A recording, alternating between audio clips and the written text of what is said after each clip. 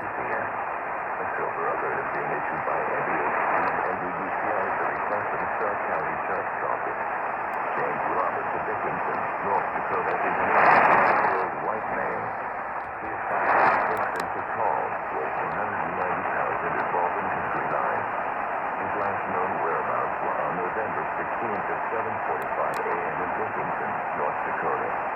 He is believed to be driving a silver 2014 GM CC Era K1500 with North Dakota license plate 8A0A. See the additional information.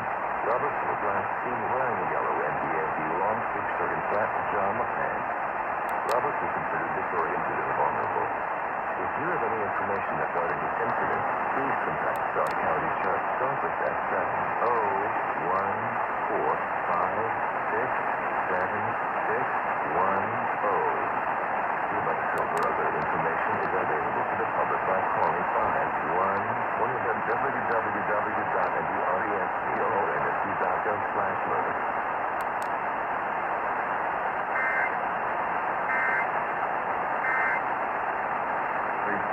Mike Wilbon made this story, or maybe